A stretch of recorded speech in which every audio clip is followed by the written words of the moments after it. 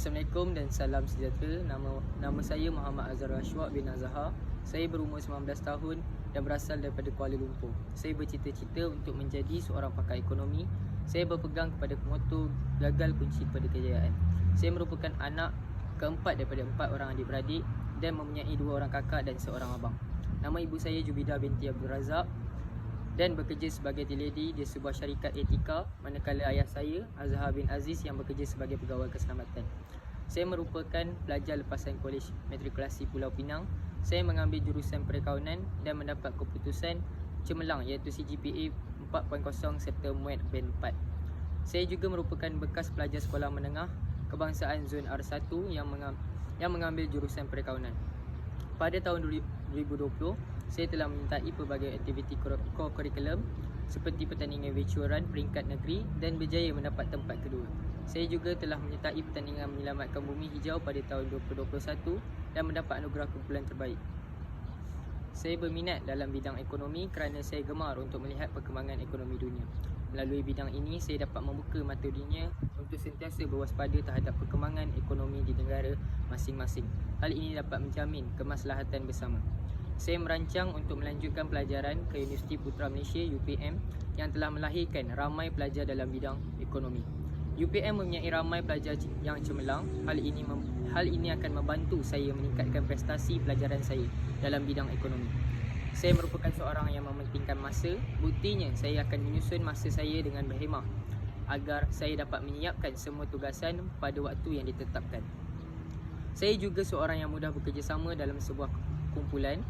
Hal ini membuatkan ahli kumpulan saya lebih terbuka untuk berkongsi pandangan. Selain itu, saya juga tidak akan berputus asa kerana saya yakin bahawa setiap kegagalan akan melahirkan sebuah kejayaan. Selepas graduasi, saya akan bekerja di syarikat ternama yang menguruskan hal ekonomi supaya dapat menambah lagi ilmu pengetahuan serta pengalaman saya tentang skop pekerjaan yang diminati. Oleh itu, saya berharap saya dapat diterima masuk ke Universiti Putra Malaysia UPM. Hal ini kerana UPM dapat memberi jaminan kerja kepada saya. Sekian saja daripada saya. Terima kasih kerana memberikan sepenuh perhatian terhadap video yang saya hasilkan ini. Malaysia merupakan sebuah negara yang aman damai. Namun begitu, ia tidak terlepas daripada ancaman jenayah dan anasir-anasir yang cuba menggugat ketenteraman awam. Dengan ini, saya Adam Mukris bin Abdullah akan menerangkan beberapa langkah untuk mengatasi masalah ini. Usaha yang paling utama dan efisien adalah cara komunikasi dan pergaulan antara ibu bapa, adik-beradik dan rakan-rakan. Ibu bapa khususnya perlu bijak dalam hal mendidik anak-anak agar tidak terjerumus dalam perkara sosial seperti gejala jenayah ini. Melentuh buluh biarlah dari rebungnya merupakan satu ungkapan yang perlu diambil iktibar oleh setiap ibu bapa dalam mengajar dan mengatur kehidupan anak-anak mereka. Ibu bapa perlu memberi pendidikan yang berkaitan hal agama sejak kecil supaya anak-anak menyedari perkara tersebut, sama ada salah atau betul. Janganlah sampai nasi sudah menjadi bubur barulah ibu bapa kelam kabut untuk mengambil tindakan yang sememangnya amat susah diterima oleh para remaja yang mempunyai pendirian yang tersendiri. Seterusnya, ibu bapa pula tidak seharusnya bersikap lepas tangan dalam mendidik anak-anak disebabkan kesibukan bekerja dan melepaskan tanggungjawab kepada pembantu rumah. Jadi, ibu bapa harus memberi perhatian yang secukupnya kepada anak-anak supaya mereka menganggap ibu bapa sering menjadi tempat berlindung dan tempat mengadu masalah. Selain itu, antara inisiatif yang dapat kita ambil sebagai langkah mencegah jenayah yang merupakan isu terpenting di negara ini ialah mewujudkan konsep bandar dan pekan selamat. Konsep ini merangkumi satu skop yang sangat besar untuk dibincangkan. Pelbagai langkah telah dilaksanakan dalam proses mewujudkan konsep bandar dan pekan selamat.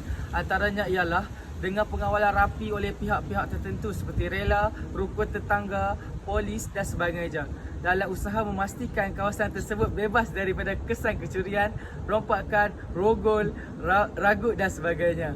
Dengan pengawalan daripada pasukan-pasukan tersebut, sekurang-kurangnya dapat menakutkan si penjenayah daripada melakukan aktiviti mereka dan seterusnya mewujudkan konsep bandar dan pekan selamat. Bantuan daripada alat-alat teknologi pada zaman kini dapat membantu kita menyempurnakan konsep bandar dan pekan selamat. Kamera-kamera litar tertutup boleh dipasang sebagai langkah-langkah berjaga-jaga. Medium ini dapat menjadi bukti apabila suatu kes jenayah berlaku di kawasan tersebut. Sekiranya konsep bandar dan pekan selamat diwujudkan, nescaya terdetik rasa was-was kepada si penjenayah daripada melakukan aktiviti di kawasan tersebut. Dengan cara ini, konsep bandar dan pekan selamat jelas sekali merupakan usaha yang efektif bagi mencegah jenayah. 3. Pengenalan semula mata pelajaran pendidikan sivic dan kewarganegaraan PSK kepada pelajar sekolah rendah dan menengah juga merupakan salah satu cara untuk membantras kes jenayah.